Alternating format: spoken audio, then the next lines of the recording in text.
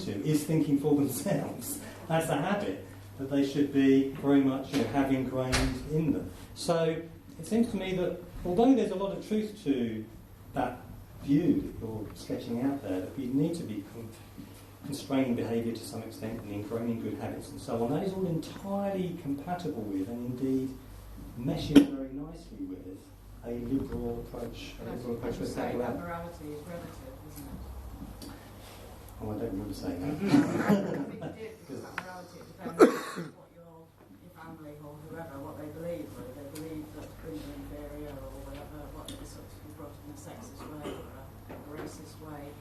You may be allowing them to think freely at the same time, but that is the environment that you're bringing them up in. So that's the morals that you're ingraining into that child. We all to some extent ingrain habits in our kids, don't we?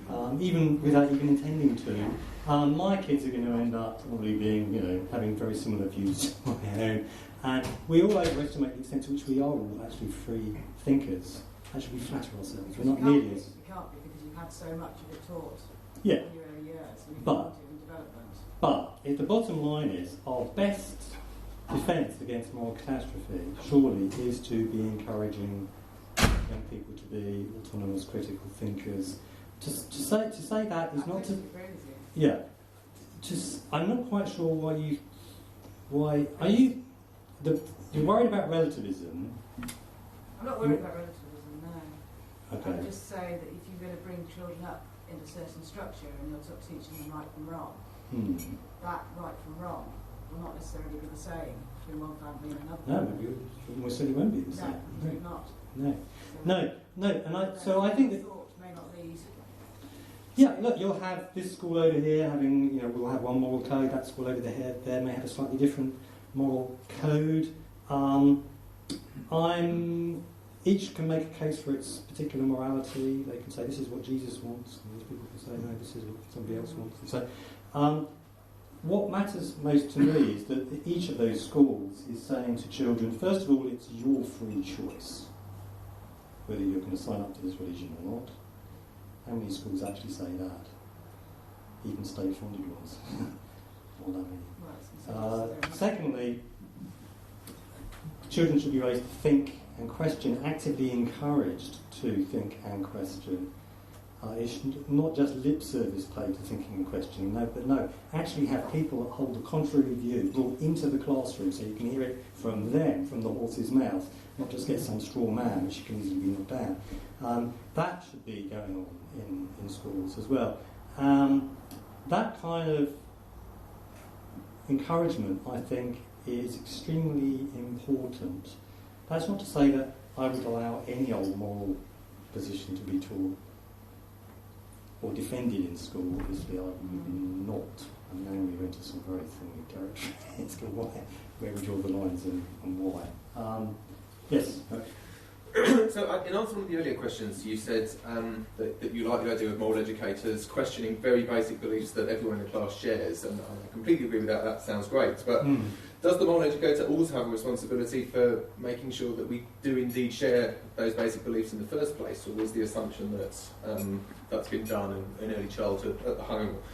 Because presumably we do want, at the end of the day, kids to believe that the suffering of others is bad, not something we should take pleasure from, but something we should be distressed by, or something like that. And I agree they're very basic beliefs, and I'm completely on board with getting kids to question them and think about why they're bad, but I still want them to hold those beliefs. So does the moral educator have a responsibility to inculcate those beliefs before you to questioning? That's a good question. I'm not sure I've got much of an answer other than the sort of slightly fudgy one. I mean, but partly those beliefs, I think, are just innate and hardwired. I think that people are, to some extent, innately moral and have innate moral impulses.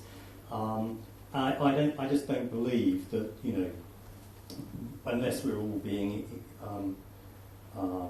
heavily indoctrinated, we're all going to go wild and become anarchistic and do our own thing and society will fall apart. I don't believe that.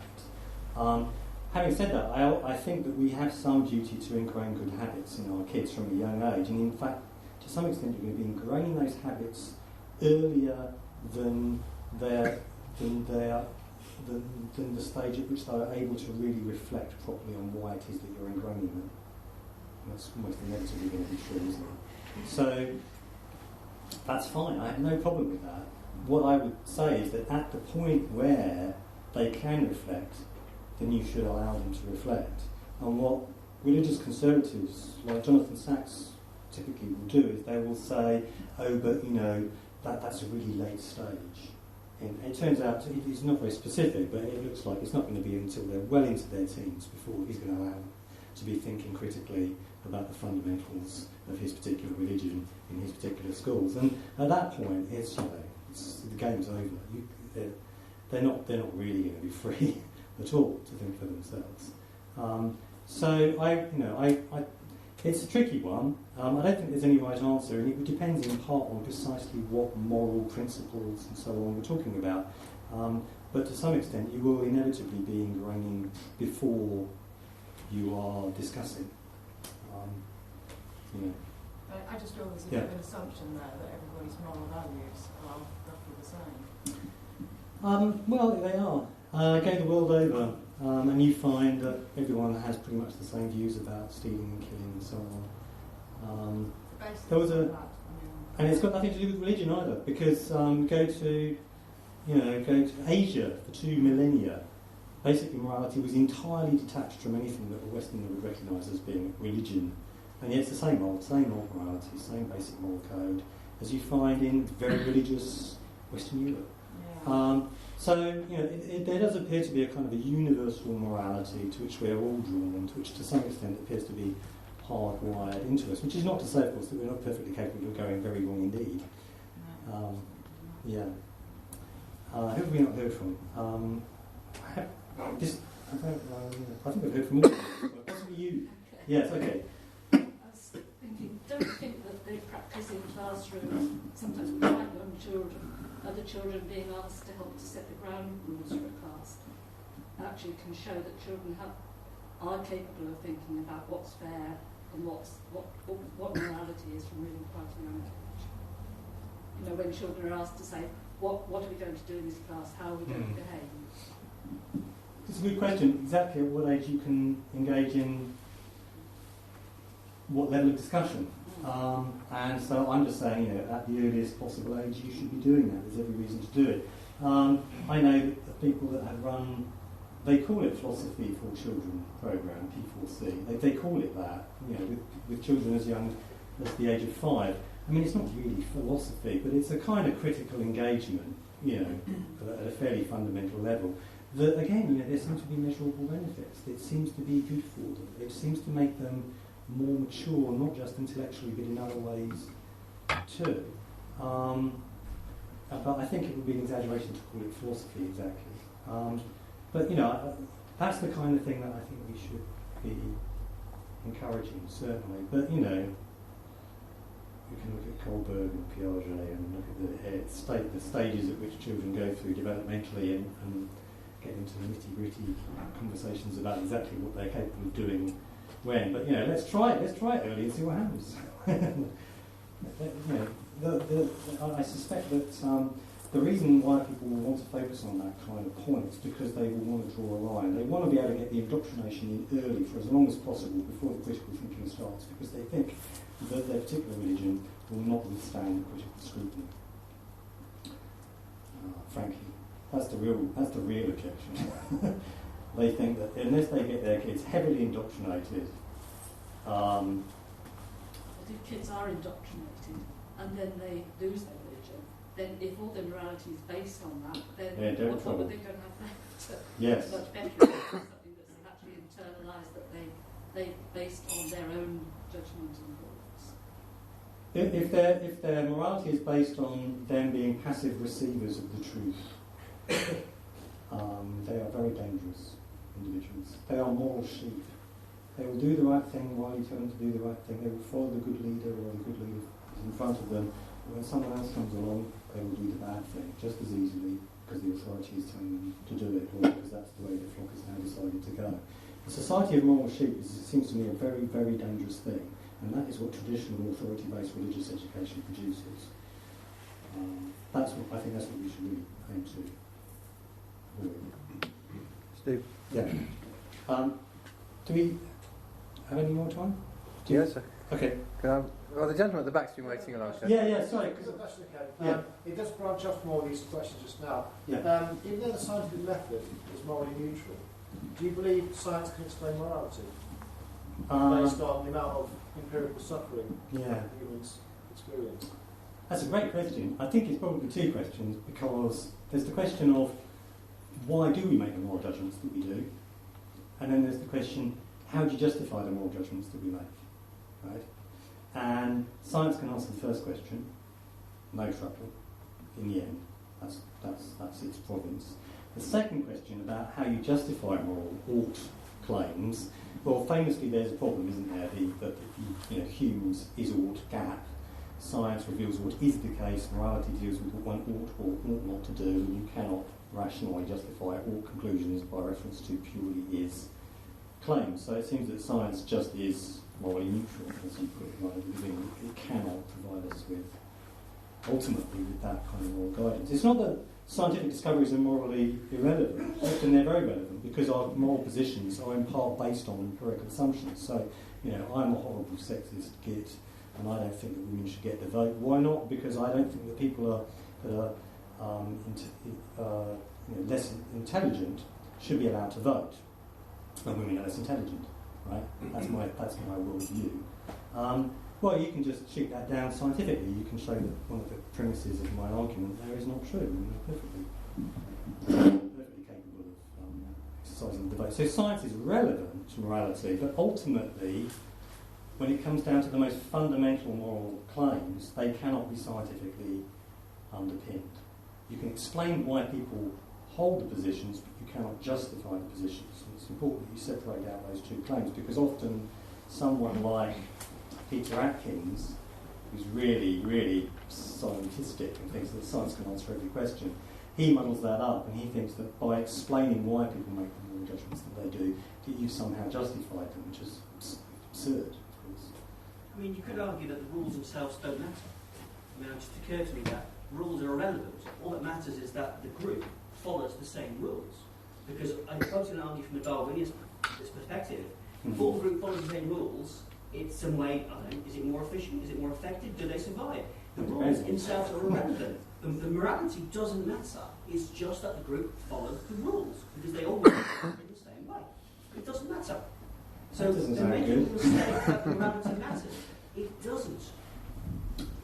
Just follow the rules. Just following the rules. If I'm in a group of 50 people, we all agree to, I don't know, eat the red plant on Wednesdays. It unites us together, whatever. We know how the red plant works. Well, we're not dead, it's it doesn't matter. No, it doesn't matter. If the group is what matters, not the morality. Very just, and eminently true, it's just something that occurred to me. Yeah, it's not true. What if you don't like eating red plant on Wednesday? It doesn't matter as long as I follow the rules with the rest of the No, group. but Is it just useful? because you can use it to eat, but on red plant I want to eat. No, I'm thinking that's about personal. I'm not even sure which question we're trying to answer at this point. Justification. I'm almost thinking this is almost like if I'm looking down at, say, let's imagine there's loads of little beetles here, right? And all the beetles, if I have 50 beetles, they all have a different rule. That beetle goes that way, that beetle is this beetle is the blue plant, that beetle goes at 5, whatever. Right. Now, there has to be some sort of selection pressure, which is that they're all going off doing their own different thing. But if I have 50 beetles that all move left at the same time, they go right at the same time, that go to the big plant now, that always attack the red thing over there, they are following a set of combined rules, which are useful to them. The rules are... How are They might not be. Let's move on. Can we come back to that one, Francis? I wanted to ask you a question. Can I ask a question? But can I ask Adrian, can I ask a question, surely Francis? we must allow Adrian to ask questions. Yeah. The rules themselves have no moral value. They are just the rules. That's true. Rules by themselves have no moral value. Well, let's do Adrian and these two different. Yeah. Can you hush, please, because we're going to have More questions. So, three. So 1, 2, 3. So, yeah, Adrian. Yeah. Now and again, I go into schools to talk about humanism. One thing that came out of the last talk is I feel it's a kind of myth that the idea that religion gives life purpose. But it is quite heavily inculcated in society. And then being not religious, you kind of feel yourself arguing that somehow we still give life purpose even though we haven't got religion. And there's also, and part of that is also that if life hasn't got purpose, then we're going to be nihilistic. And that if I'm there talking to the children are going to end up committing suicide. And there's I don't believe any of this is true, but there's certainly a fear. You can feel the fear sometimes that if you start talking about these things, there's going to be suicide and there's going to be nihilistic behaviour. Yes. Okay. I agree. I mean, not all religious people play on that kind of fear, but clearly many do. It is very much to their advantage often to. And there's no truth in it, then, do you think? Well, there might be a little bit.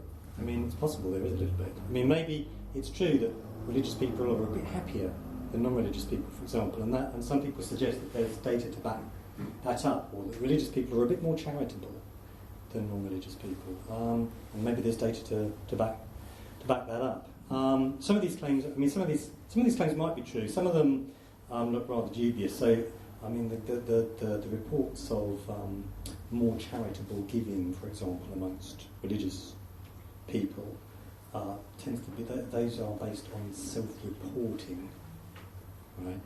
And Christians in America are notorious liars about what they do, because we know that's true, because they self-report that they attend church at such levels that there are not enough pews to take them, right? We know they're not telling the truth. So, and once you know that they're not reliable self-reporters, then you can't place much credence in their claims to be giving such and such amount to charity, and that's often what these studies are based on. It's based on self-reporting. So, but that's not. There might be. I've no doubt that there are social benefits to religion.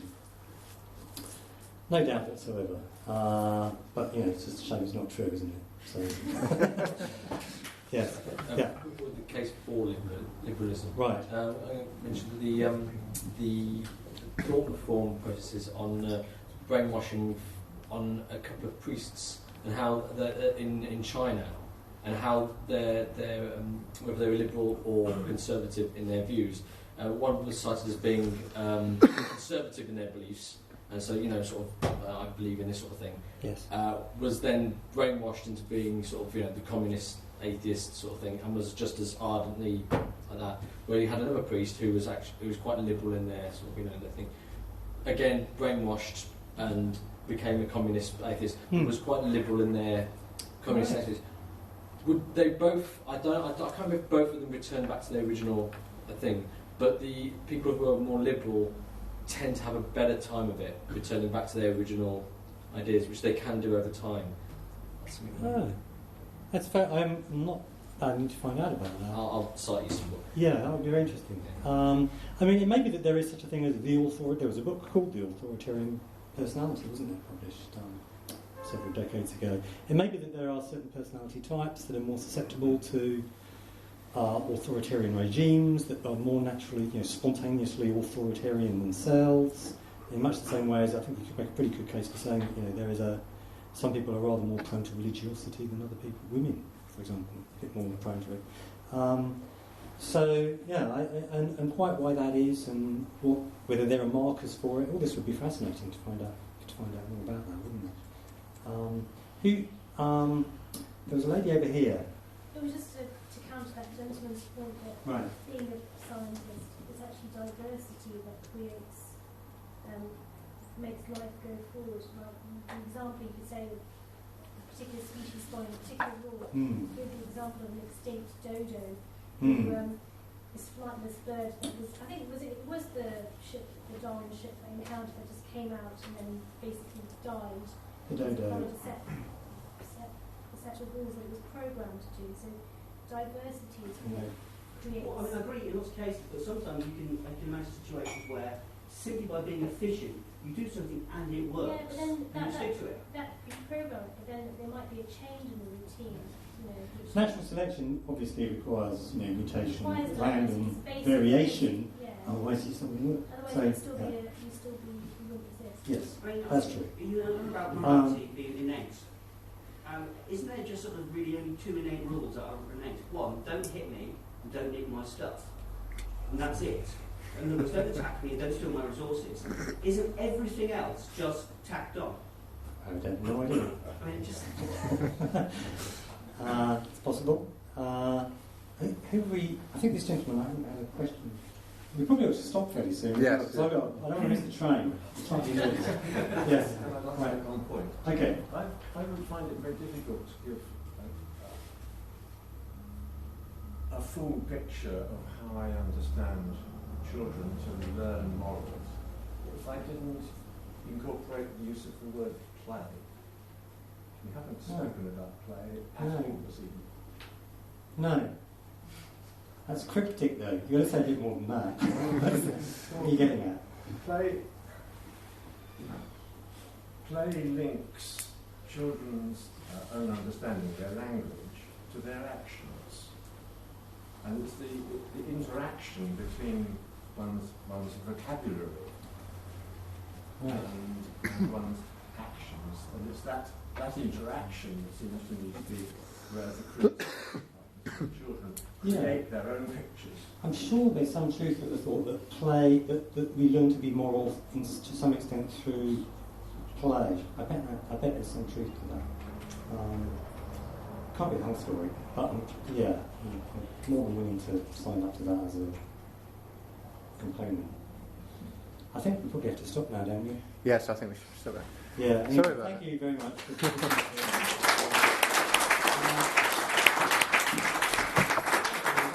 I've got books like that really to go. They're just receiving from Amazon. So, look, Philip Pullman says, should be read by every teacher, every parent, and every politician. So Philip Pullman says that.